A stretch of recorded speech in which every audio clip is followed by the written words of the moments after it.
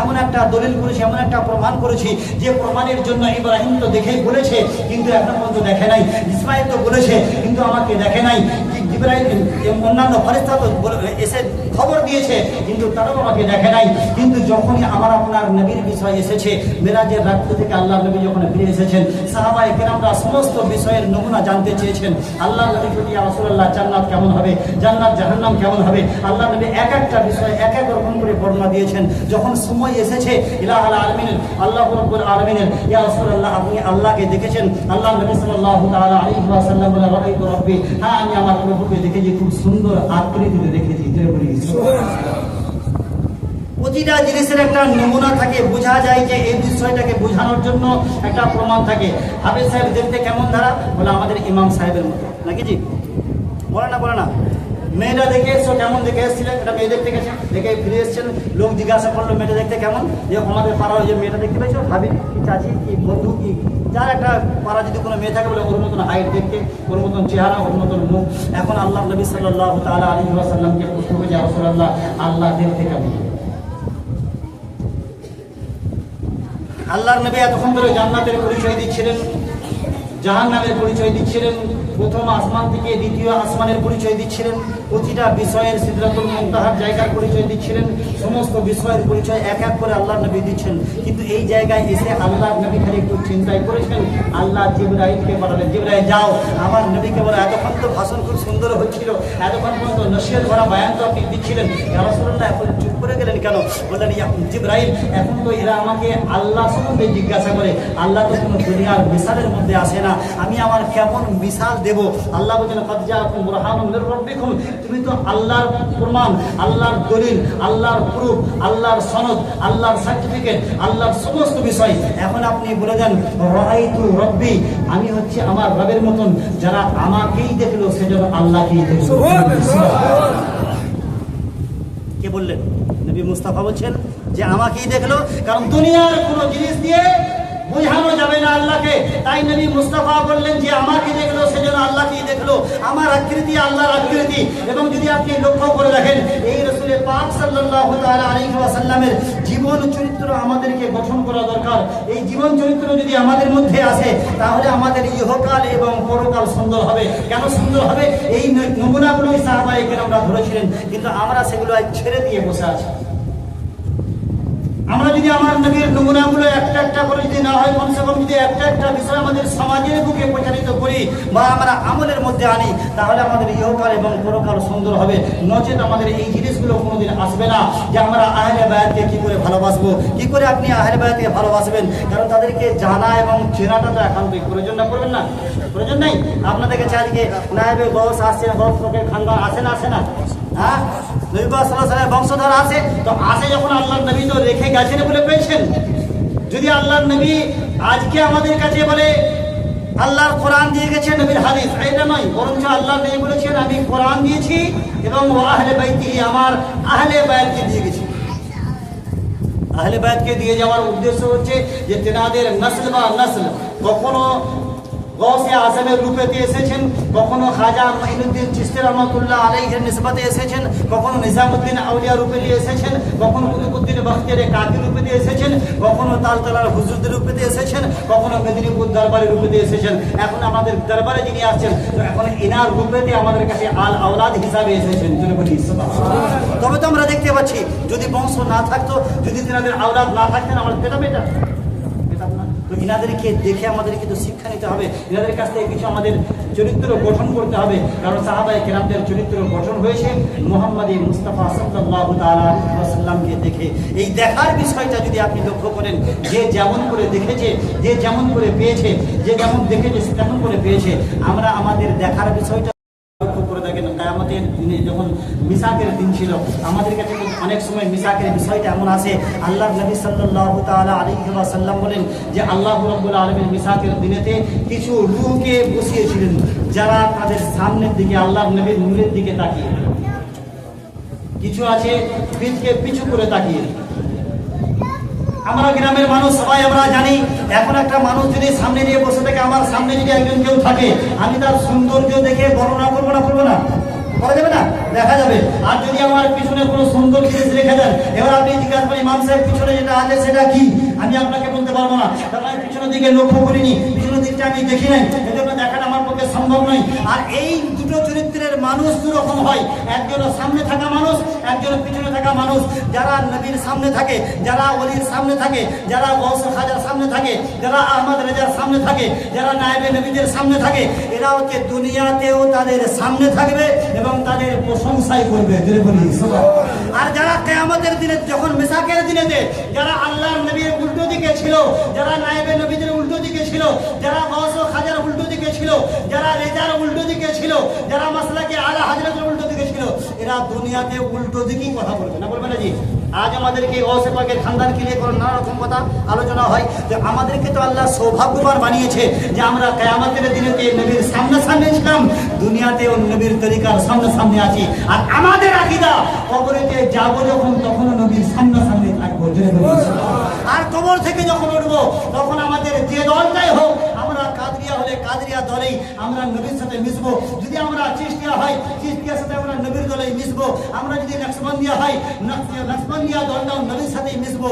আমরা যদি অন্য কোনো দলের মধ্যে আসি, তাহলে সেই দলটা যদি নবীর দলের মধ্যে হয়, তার ইমাম যদি ইমামে হাসান হয়, তার ইমাম যদি ইমামে হুসেন হয়, তার ইমাম যদি গৌস খাজা হয়, তার ইমাম যদি মাওলা আলী হয়, আল্লাহ বলছেন সে আমারই নিসবতে থাকবে। জোরে বলি।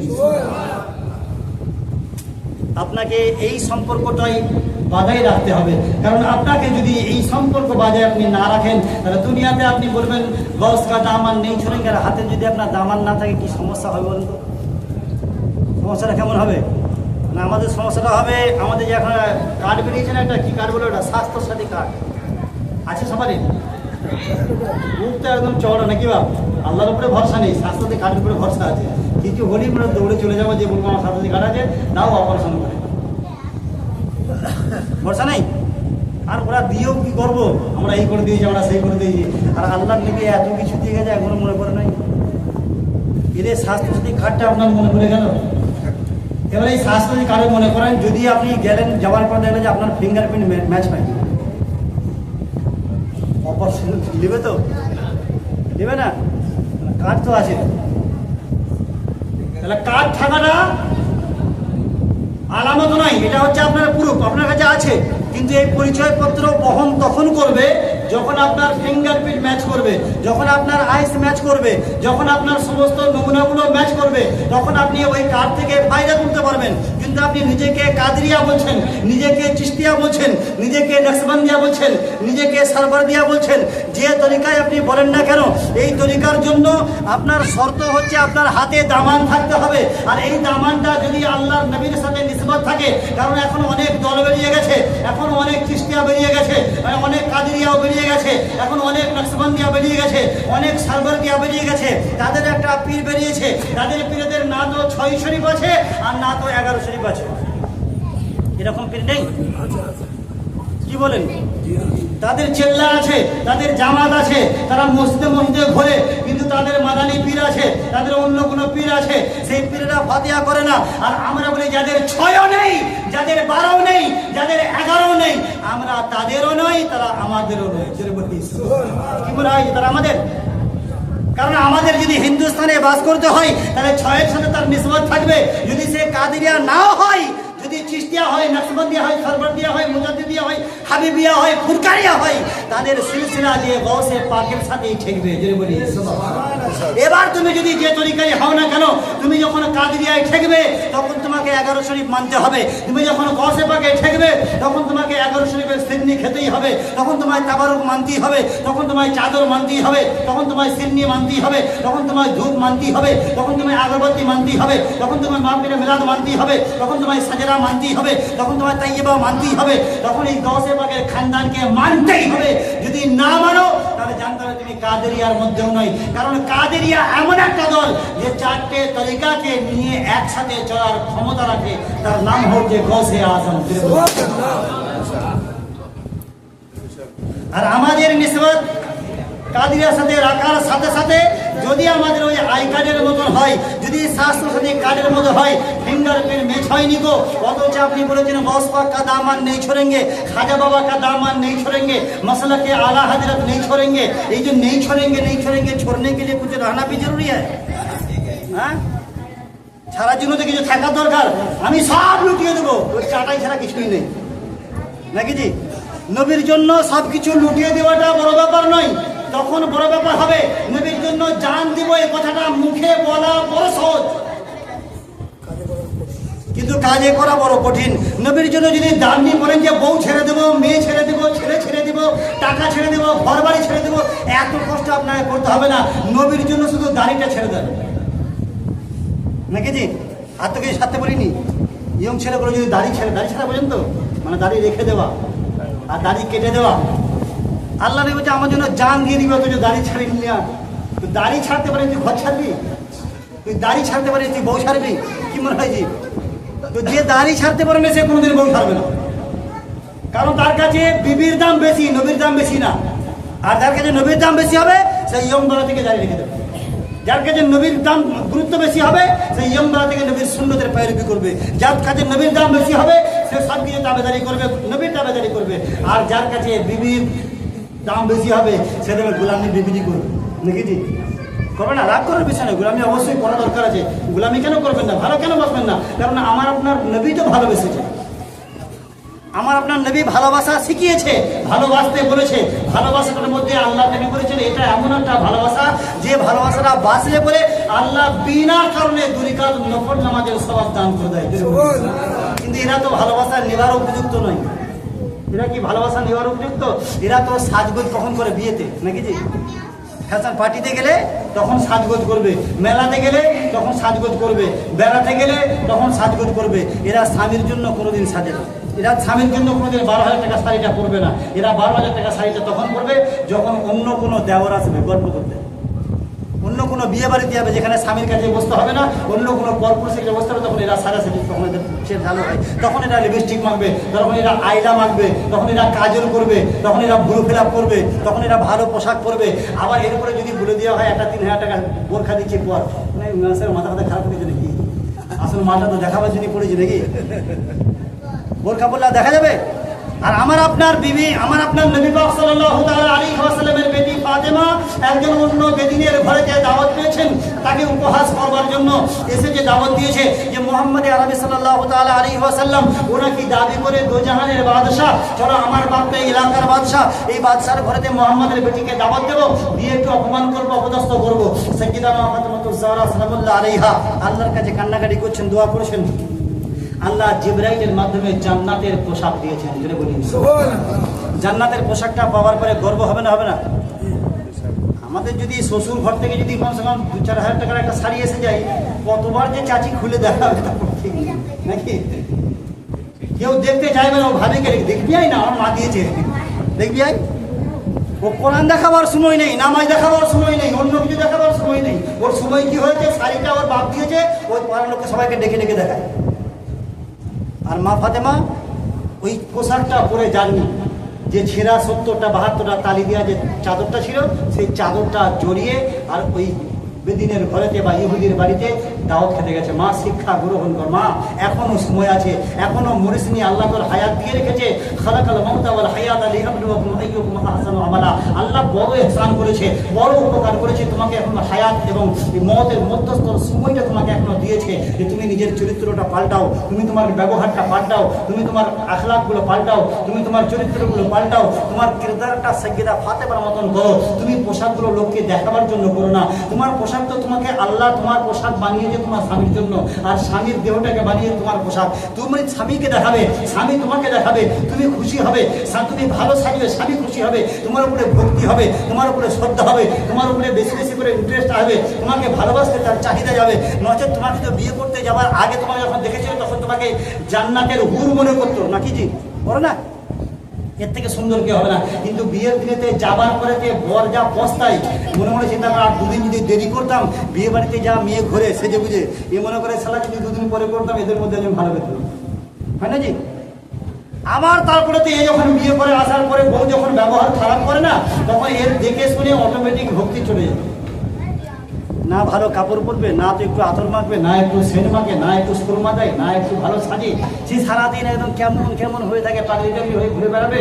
দুদিন পরে যখন স্বামী অন্য জায়গায় কিছু প্রেম টেম করবে, তখন বলবে আগে স্যার এটা দাবি যেন আমার স্বামীটা বিগড়ে গেল। বিগড়ে কেন যাবে না? তুমি তো ভালোবাসতেই পারো না, তুমি তো ধরে রাখতে পারো না। তুমি তো বিয়ে করার আগে কত নাটক করেছিলে, কত অভিনয় করেছিলে।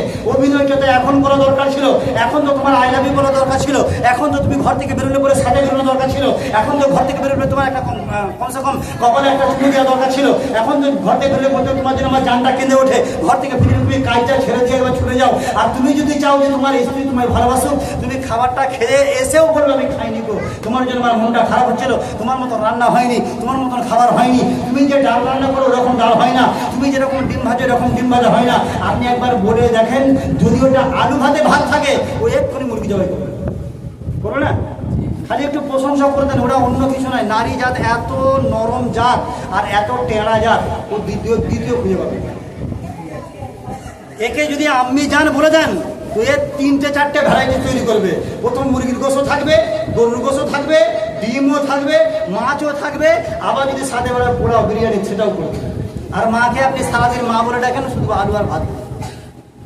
আর সাউদিকে খেলে একবার মা জান বলুন, আম্মি জান কেমন আছেন, আম্মি জান কেমন আছেন, ব্যাস আমার বাপ জান এসছে, জামাই এসছে নাকি জি, সবারই তো একই খাতির। তো ওখানে আম্মি জান বলার কারণে এত খাতির যদি বেড়ে যায়, তো আপনি একবার নিজের খাতিরটা বাড়াবার জন্য একবার কমসে কম ঘরেতে ব্যবহার করে দেখেন। আল্লাহ নবীর সুন্নত তো এটাই ছিল। আম্মা জান আয়েশা সব থেকে ছোট স্ত্রী ছিলেন। আল্লাহ নবী সাল্লাল্লাহু তাআলা আলাইহি ওয়াসাল্লাম আয়েশা যে গ্লাসে পানি খেতেন, যে জায়গায় মুখ দিয়ে পানি খেতেন, আল্লাহ নবী সাল্লাল্লাহু আলাইহি ওয়াসাল্লাম ঘুরিয়ে সেই জায়গাটায় মুখ লাগিয়ে খেতেন। আম্মা জান জিজ্ঞাসা আয়েশা জিজ্ঞাসা, ইয়া রাসূলুল্লাহ আপনি আমার এঁটো কেন খাচ্ছেন? আল্লাহ নবী সাল্লাল্লাহু আলাইহি ওয়াসাল্লাম বলছেন, আয়েশা এতেই তো মুহাব্বত বাড়বে। জোরে বলি সুবহানাল্লাহ। আর আমরা খাওয়া দাওয়া কিরকম করি? ও আসতে দেরি হয়েছে, এ খাবারটা খেয়ে চুপ করে শুয়ে পড়লো। ও যখন আসবে 12টার সময় এসে বলে, কই গো খাবারটা দাও, ওখানে একটা ঢাকা দিয়ে আছে, যে খেয়ে নাও, বলে না? আর আল্লাহর নবীর একজন স্ত্রী আমাদের খাদিজাতুল কুবরা রাদিয়াল্লাহু তাআলা আনহা, ইনি এমন একটা সময়েতে নবীর স্ত্রী ছিলেন যখন তামাম আরব আল্লাহর নবীর বিপক্ষে দাঁড়িয়ে আছে। আল্লাহর নবীর স্ত্রী যখন রাতের অন্ধকারে, তখন টাইম নেই, ঘড়ি নেই, আল্লাহ নবী রাতের অন্ধকারে এসেছে, দরজায় শুধু একবার টুক করে আওয়াজ দিয়েছেন। আম্মা জান খাদিজাতুল কুবরা রাদিয়াল্লাহু তাআলা দরজাটা খুলে বলেছেন, লাব্বাইক ইয়া রাসূলুল্লাহ। আল্লাহ নবী জিজ্ঞাসা, খাদিজা ঘুমাওনি? ইয়া রাসূলুল্লাহ, যার স্বামী রাতের অন্ধকারে শত্রুর ঘরে ইসলামের দাওয়াতের জন্য তার স্ত্রী বিছানায় শুয়ে পড়ে আরাম করবে, এটা খাদিজা কোনোদিন শেখে নাই। খাদিজা এরকম শিক্ষায় শিক্ষিত নয়। খাদিজা এটার জন্যই জেগে আছে যে যার স্বামী ইসলামের জন্য ঘরে ঘরে শত্রুর ঘরে ঘরে ঘুরে বেড়াচ্ছে, রাস্তায় ঘরে ঘরে ঘুরে বেড়াচ্ছে, কখন কে জানে কখন কে আঘাত করে, কখন কে মারে মারে। এজন্য তো আমি ঘুমাই নাই, যে আমার স্বামী এসে ডাকবে আর আমার উঠতে যদি দেরি হয়ে যায়, আমার স্বামী ঘুরে ঘুরে আসবে, আলাক্রান্ত শরীরে আসবে, আর আমার যদি উঠতে দেরি হয়ে যায়, নবী না জানে কত কষ্ট পাবে। এই জন্য আমি দেয়ালে ট্যাগ লাগিয়ে, দরজায় ট্যাগ লাগিয়ে দাঁড়িয়ে আছি। নবী একবার ডাকলে পরে সঙ্গে সঙ্গে আমি দরজা খুলে দেবো। আল্লাহ এত খুশি হয়েছে খাদিজার উপরে, খাদিজা তুমি এই আমার নবীর উপরে এই ব্যবহার করার জন্য আমি আল্লাহ আরশে আজিম থেকে তোমাকে সালাম জানাই। আল্লাহ নবীর অনেকগুলো স্ত্রীর মধ্যে এই স্ত্রীকে আল্লাহ নবী আল্লাহ সালাম জানিয়েছেন। আর জিবরাইল আমিন যখন আল্লাহ নবীকে যে সালামটা নিয়ে এসেছেন, গাড়ি হেরার ভিতরে নবী আরাম করছেন, আল্লাহ নবী সাল্লাল্লাহু তাআলা আলাইহি ওয়াসাল্লামকে জিবরাইল ইয়া রাসূলুল্লাহ, আল্লাহ এসে আল্লাহ জিবরাইলের মাধ্যমে আমার মাধ্যমে বলেছে খাদিজাকে সালাম দিতে। নবী পাক সাল্লাল্লাহু আলাইহি ওয়াসাল্লাম খুশি হয়ে খাদিজাকে বলছে, খাদিজা আজকে আল্লাহ তোমায় সালাম দিয়েছে। খাদিজা এত নরম মনের মানুষ ছিলেন, এত পবিত্রতার নারী ছিলেন যে কথাটা শোনার সঙ্গে সঙ্গে চোখ দিয়ে ঝরঝর করে পানি চলে এসছে। পানিটা মুছে বলছে, আল্লাহ নবী ইয়া রাসূলুল্লাহ, আমি তো জানি না আল্লাহর সালামের উত্তর কেমন দিতে হয়, আপনি আমার হয়ে সালামের উত্তর দিয়ে দেন। জোরে বলুন সুবহানাল্লাহ। মা তুমিও তো খাদিজা, তোমার মধ্যে তো সেই গুণগুলো আসা দরকার ছিল যে খাদিজা মরার সময়তে ঘরেতে কাঁদছেন। আল্লাহ নবী এসে বলছে, খাদিজা কাঁদছেন, ইয়া রাসূলুল্লাহ মরার বড় ভয়, মরে যাবো, আমি দুনিয়া থেকে চলে যাব, আমাকে তো দাফন করা হবে। তখন যদিও কাফনের ব্যবস্থা ছিল, দাফনের ব্যবস্থা ছিল, কিন্তু সেই সময় জানাজার নিয়ম থাকে নাই, বুঝতে পেরেছেন? আমাদের খাদিজা যখন ইন্তেকাল করেছে তখন জানাজার কথা থাকে নাই, জানাজার নামাজ থাকে নাই। তো খাদিজা কাঁদছেন আল্লাহ নবী কিসের জন্য? যে রাসূলুল্লাহ আমার তিনটে শর্ত। 1 নম্বর শর্ত হচ্ছে আমি ইন্তেকাল করলে আমার একটা পুরনো একটা জিনিস আমি তুলে রেখে দিয়েছি, যে জিনিসটা হচ্ছে আপনার ব্যবহার করা একটা জুব্বা, যে জুব্বাটা পরে আপনি কারে ঘোরার ভিতরে আল্লাহর ইবাদত করতেন এবং জিবরাইল এসে আপনাকে জড়িয়ে ধরতো, জুড়ে বলি সুবহানাল্লাহ। সেই জুব্বাটা আমি রেখে দিয়েছি, সেটা ধুয়ে রেখে দিয়েছি। আপনি 2 বার 4 বার 5 বার 20 বার করেছেন, ছিঁড়ে গিয়েছিল, আমি খাদিজা সেটাকে একটা পাতা দিয়ে ভালো করে সেলাই করে রেখেছি, জুড়ে বলি সুবহানাল্লাহ। আর আমাদের স্বামীর কোনো জিনিস ছিঁড়ে গেলে সঙ্গে সঙ্গে মোছা নাকি বাপ? তাও আমার বিবি আবার টিভি ছাড়া অন্য কিছু মোছে না, নাকি নেকিতে হবে। আর খাদিজা বলি ইয়া রাসূলুল্লাহ আপনার ওই ব্যবহার করা জিনিসটা আমি তুলে রেখেছি, যে জুব্বাটা আপনার অনেকগুলো জায়গা ছিঁড়ে গেছে, বারবার আমি সেলাই করেছি, বারবার সেলাই করার পর যখন আপনি বলেছেন এটা বাদ, এটা আর আপনি ব্যবহার করবেন না, আমি খাদিজা সেটাকে ভালো করে কেচে রেখেছি, ওটাকে ভালো করে পরিষ্কার করেছি, ওটা যে জায়গাগুলো ফাটা ছিল সেই জায়গাগুলো আমি সেলাই করেছি। ইয়া রাসূলুল্লাহ আপনি যদি অনুমতি দেন আমার কাফনের জন্য আপনার ওই পোশাকটা আপনি আমাকে দেবেন, জোরে বলি সুবহানাল্লাহ। আমরা স্বামীকে এত ভালোবাসি, ওরাও তো মুখ দেখতে চায় না, খালি একবার বাপের ঘরে চলে যাই, খালি ওখান থেকে তালাকনামা পাঠিয়ে দেবো, ওখান থেকে ডিভোর্সের কাগজ পাঠিয়ে দেবো, ওখান থেকে তোকে ছাড় দিয়ে দেবো, তুই আয় তোর ব্যবস্থা করছিস নাকি। আর মা খাদিজা আল্লাহর নবীর কাছে ফরিয়াদ করে ইয়া রাসূলুল্লাহ ওই কাপড়টা আমাকে দেবেন। আল্লাহ নবীর কোনো অসুবিধা নেই, ওই কাপড়টা তুমি যখন যত্ন সহকারে রেখেছো ওটা তোমার কাপড়ের জন্য ব্যবহার করবে, তাই হবে। আল্লাহ নবী ইয়া রাসূলুল্লাহ সাল্লাল্লাহু তাআলা সাল্লাম আমার দ্বিতীয় একটা ইচ্ছা যে আমাকে কবরে নামানোর সময় আপনি নিজে আমার কবরে নামিয়ে দেবেন, জোরে বলি সুবহানাল্লাহ। আমাদের আলোচনা এরকম হয়, আমাদের আলোচনা হয় এবছরে তোমার যে টাকাটা হয়েছে না 50,000 টাকা, ওটা নবী দিবসে খরচা করো না, ওইটা রাখো, এখন 72,000 টাকা ভরি হয়েছে, কমসে কম একটা কানের ভরাবো, দেখেছি আলোচনা হয় না রাতের অন্ধকারে। রাতের অন্ধকারে আলোচনা হয়, মাকে যেন দিয়ে দিও না, বোনের বিয়েতে যেন খরচা করো না, ভাইয়ের জন্য খরচা করে দিও না, কারণ আপনার ভাইয়ের জন্য, তুমি নিজের ভাইয়ের জন্য মানে দেওয়ারের জন্য খরচা করলে অসুবিধা হয়ে যাবে, কিন্তু ওর ভাইয়ের জন্য বলুন দরকার নাকি বাবা। দুনিয়ায় তো একমাত্র 2-4টে জিনিসই আছে অরিজিনাল, তার মধ্যে সব থেকে ভালো বাপকে ওই যে শ্বশুর আব্বা, সব থেকে খারাপ বাপকে ওই যে নিজের বাপ।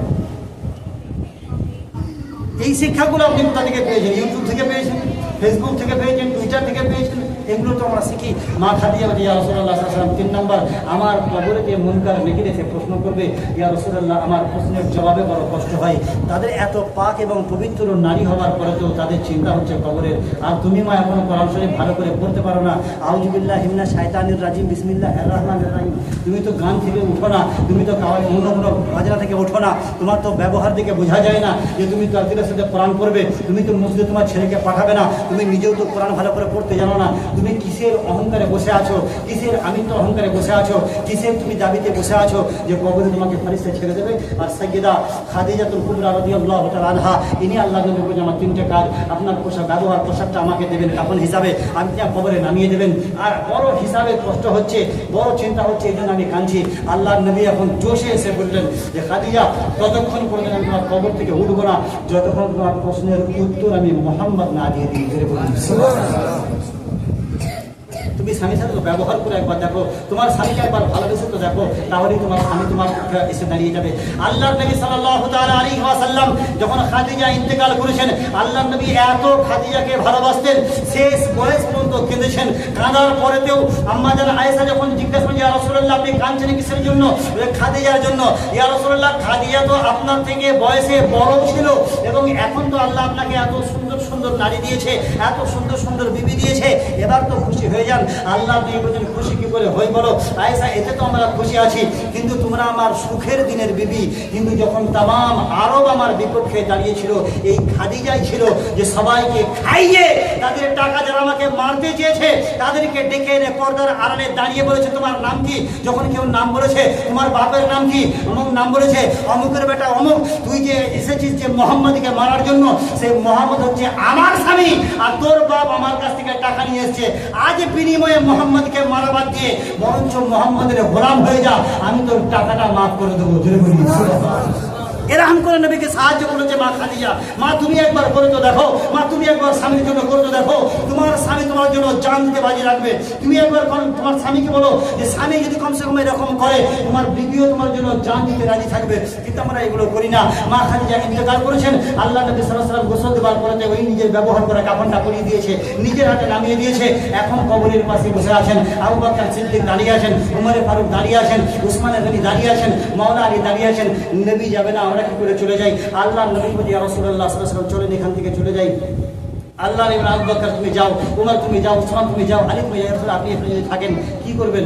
আল্লাহ নবী বলছেন যে আমি ততক্ষণ পর্যন্ত দাঁড়াবো, কারণ আমি খাদিজার কাছে ওয়াদা করেছি যে খাদিজা যতক্ষণ পর্যন্ত মুনকার নেকির এসে প্রশ্ন করবে আমি মুহাম্মদ তার জবাব দেবো। এই তালকিনটা আল্লাহ নবী শিখিয়েছে। আপনার বাপ মরে গেলে তো আপনি তালকিন দেন না, খালি একবার দোয়া করার জন্য মারামারি নাকি বাপ? দোয়া করতে আমি করছি, ভালো জিনিস, কিন্তু আপনি তালকিনটা কবে শিখবেন? আপনার বাপ যখন মরে যাবে তখন আপনার কি ইমাম সাহেব করে দেবে নাকি বাপ? আর ইমাম সাহেবকে 2 টাকা দিবার সময় তখন দাঁতে চলে। বাপের তালকিনের সময় ইমাম সাহেবের দরকার, ছেলের আজানের সময় ইমাম সাহেবকে দরকার, বেটির বিয়ে পড়বার সময় ইমাম সাহেবের দরকার, হালাল হারামটাকে হালাল করার সময় ইমাম সাহেবকে দরকার। আর সেই ইমাম সাহেবকে 2 টাকা দিলে গাড়ি যদি জ্বলে, তা বলেন এই হালালটা হালাল থাকবে না অন্য কিছু হবে? আবার দরকার। এজন্য আমাদের এই বিষয়গুলো লক্ষ্য করা দরকার যে আল্লাহ নবী সাল্লাল্লাহু আলাইহি ওয়াসাল্লাম দাঁড়িয়ে আছেন, কতটা মুহাব্বত দেখেন আল্লাহর সাথে। যখন আল্লাহ নবী সাহাবীরা চলে গেছেন, এমন সময় যখন আল্লাহ নবী বললেন যে আমি উত্তর দেবো বলে এরকম চিন্তা করে রেখেছি, আল্লাহ রাব্বুল আলামিন জিবরাইলকে বলেন, জিবরাইল এসে বলে ইয়া রাসূলুল্লাহ আপনি এখানে বসে আছেন যে আমি খাদিজার কাছে ওয়াদা করেছিলাম যে খাদিজার 3টে ওয়াদা ছিল, দাফনের জন্য দাফন করার সময়তে আমার কাফন দেওয়া এবং তাকে কবরে নামিয়ে দেওয়া এবং আমার এই সওয়ালের জবাব দেওয়ার জন্য। আল্লাহ নবী করি ইয়া রাসূলুল্লাহ আপনি এখান থেকে চলে যান।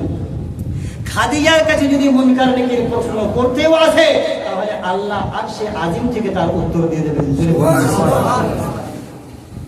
এই নবী মুস্তাফা সাল্লাল্লাহু তাআলা আলাইহি ওয়াসাল্লামের কিরদার চরিত্র ছিল, যে চরিত্র আমাদেরও গঠন করা দরকার।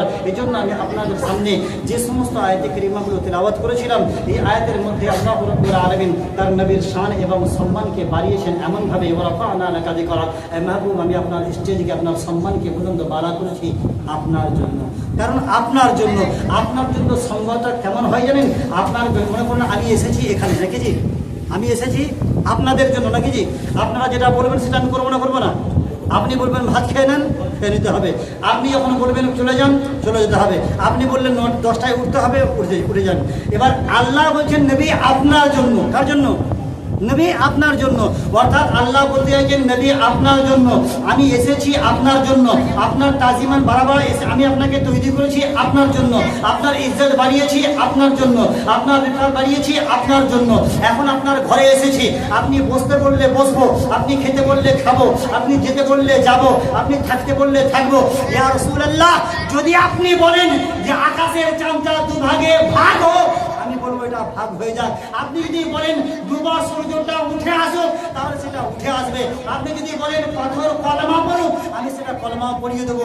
আপনি যদি বলেন ভরা পানিটা মিঠা হয়ে যাক, আমি সেটা মিঠা করে দেবো। আপনি যদি বলেন উমরের মতন লোক আপনার তাবেদার হয়ে যাক, আমি সেটা তাবেদার করে দেবো। আপনি যদি বলেন যে হাসান এবং হোসেন আপনার নওয়াসা হোক, আমি নওয়াসা করে দেবো। আপনি যদি বলেন ফাতেমা আপনার বেটি হোক, আমি সেটা বেটি বানিয়ে দেবো। আপনি যদি চান, আপনি যেটা চাইবেন ওরা আমি সেরকম করি আপনার সম্মানকে বৃদ্ধি করে দেবো। বলি এই জন্য আপনি সেই নবীর সাথে মহব্বত রাখুন, যে নবী আপনার ইহকালে এবং পরকালের সাথী হবে, সঙ্গী হবে। মাহফিলে মিলাদ আমরা খুব সুন্দরভাবে সাজিয়েছি, প্রতি বছর আমরা সাজাবো, প্রতি বছর আমরা করব। এবং এই কাজগুলো আমাদের তরফ থেকে নয়, বরঞ্চ এগুলো আল্লাহ রাব্বুল আলামিনের তরফ থেকে। যদি কেউ কোনোদিন আপনাকে এরকম প্রশ্ন করেও থাকে যে এগুলো কেন করতে কোনো সাহাবী করেন না, আপনি বলবেন সাহাবীদের জামানায় এটা থাকে নাই। আল্লাহ নবী যখন এসেছে আইয়ামে জাহেলিয়াতের যুগ, তখন তো নারা লাগাবার লোক থাকে না, ছিল কি? তখন তো নারা লাগানোর থাকে নাই। কিন্তু আল্লাহ একটা সিস্টেম চালু করেছে। বুখারী শরীফ যারা পড়ে তারা বুখারী শরীফ একটা হাওয়ালা এসেছে হযরত বারা রাদিয়াল্লাহু তাআলা থেকে, যে আল্লাহ নবী সাল্লাল্লাহু আলাইহি ওয়াসাল্লাম মক্কা থেকে মদিনায় যখন হিজরত করে চলে গেছেন না মদিনায়, তো মদিনা শরীফে যাওয়ার সময়তে হযরত বারাকে আমি সচক্ষে দেখেছি।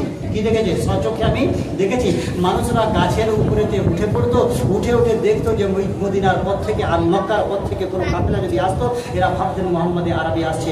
এতটা উৎফুল্ল ছিল, এতটা খুশি ছিল। অথবা স্বামী এই বিষয়টাকে আরো সুন্দর করে নকল করে করে বলেছেন যে এমনভাবে আল্লাহ নবী সাল্লাল্লাহু তাআলা আলাইহি ওয়াসাল্লামের ঈদ অনেকগুলো বিষয়ে ঈদকে এনেছেন। একটা হচ্ছে বাকরা ঈদ, বাকরা ঈদের আবার 4টে দিন আছে, এই 5টা দিন, এবং একটা ঈদের দিন, এটাও একটা ঈদের মানে রমজানের রোজার পরে একটা ঈদ, সে একটা ঈদের দিন, এবং জুম্মার দিনটা হচ্ছে ঈদের দিন, লাইলাতুল আরাফার দিনটা হচ্ছে ঈদের দিন। এরকম অনেকগুলো ঈদ আছে, কিন্তু সমস্ত ঈদের থেকে সেরা ঈদ হচ্ছে ঈদ মিলাদুন নবী। যেটা বলি সুবহানাল্লাহ। আর একটা ইখতিলাফ আছে একটা বিষয় নিয়ে, হয়তো অনেকেই আমি আমার বক্তব্য ইতি করে দেবো, কারণ 12:30টা বেজেই গেছে প্রায়। ঈদ মিলাদুন নবী উপলক্ষে অনেকে আমরা রোজা রাখি না, নাকি জি? অনেকে বলে রোজা রাখতে হয়, অনেকে বলে রোজা রাখতে হবে না। যদি ঈদ মিলাদুন নবীকে আপনি ওয়াজিব মনে করেন, যেমন ঈদ মিলাদুন নবীতে আমরা জানাজার নামাজ পড়ি না জি, অনেকে আবার বলে জানাজার নামাজটা দোয়া। তো জানাজা নামাজের দোয়ার সাথে নামাজের অনেকটা ডিফারেন্স আছে, আর নামাজের সাথে অনেকটা নিয়মে লেগেও আছে। এটা দোয়া করা যথেষ্ট নয়, কারণ এতে আছে উযু শর্ত, আমরা উযুটা করি, নামাজে উযু শর্ত আমরা উযু করি। এতে কেবলামুখী, নামাজে কেবলামুখী শর্ত, ওতে আমরা কেবলামুখী থাকি। নামাজেতে সানা পড়া যেমন আমাদের জরুরি, ওটা আমরা সানা করি। নামাজে যেমন দরুদ ইব্রাহিম পড়া শর্ত, এটা আমরা দরুদ ইব্রাহিম করি। তার নামাজে এই সমস্ত নিয়মগুলো জানাজার নামাজের ভেতরেও আছে, এই জন্য নামাজ পড়ি। কিন্তু এই ঈদটা সেই ঈদ নয় যে ঈদেতে রোজা রাখা হারাম। কিন্তু যদি কেউ না রাখে বাইপেশার নয়, কিন্তু আমার আপনার নবী প্রতিটা সপ্তাহে বৃহস্পতিবার এবং সোমবারের দিনেতে রোজা রাখতেন। বছরের রোজা, যে রোজা অন্যান্য সাহাবীরা রাখতে গিয়েছিলেন, এক মাস থাকার পরে মাওলা আলী 3 মাস পর্যন্ত ছিলেন। আল্লাহ নবী যখন জানতে পারেন রোজা রেখে তোমরা রোজা রেখে কিসের বলছে, ইয়া রাসূলুল্লাহ আপনার সব সুন্নাত আমরা পালন করি, একটা সুন্নত বাদ আছে, সেটা হচ্ছে বছরের রোজা। আল্লাহ নবী সাল্লাল্লাহু তাআলা আলাইহি ওয়াসাল্লাম তোমরা কি আমার মতো, কাকে বললেন? মাওলা আলী রাদিয়াল্লাহু তাআলা আনহু ছিলেন, উমর ফারুক রাদিয়াল্লাহু তাআলা ছিলেন, উসমান গনি রাদিয়াল্লাহু তাআলা ছিলেন, অসংখ্য সাহাবায়ে কেরাম ছিলেন। আল্লাহ নবী বলেন তোমরা আমার মতন নয়, আমি তোমাদের মতন নই। আমার রব আমাকে রাতের অন্ধকারে খাইয়েও দেয় আর আমাকে পানও করিয়ে দেয়। জোরে বলি সুবহানাল্লাহ। আবু বকর সিদ্দিকের সামনে আল্লাহ নবী বলেছে আমি তোমাদের মতন নই, আর তুমি 2 পাতা 4 পাতা পড়া মুসলিম, তুমি বলছো আমি আমার নবী আমার মতন মানুষ। এজন্য এই দিনেতে যদি আপনি মনে মনে করেন যে ঈদ মিলাদুন নবী উপলক্ষে আমরা রোজা রাখবো, রাখতে পারেন, রাখাটা ভালো, অভ্যাসটা সারা জীবন যদি করতে পারেন আরো ভালো। কিন্তু আমরা যদি না রাখি এতেও কোনো হাত নেই, এটা নকল ইবাদত। যদি করতে পারেন খুব ভালো জিনিস, না করলে কোনো অসুবিধা নেই। কিন্তু এই দিনগুলো পালন করাটা আরো সুন্দর নিয়ম আছে, তরিকা আছে, হুকুম আছে। আজ ওলামারা আছেন, ছেলেদেরকে মসজিদে পাঠাবেন, কমসে কম তালিম হিসাবে তাদেরকে এই সমস্ত বিধিবিধানগুলো শেখান, পর্দার বিষয়ে শেখান।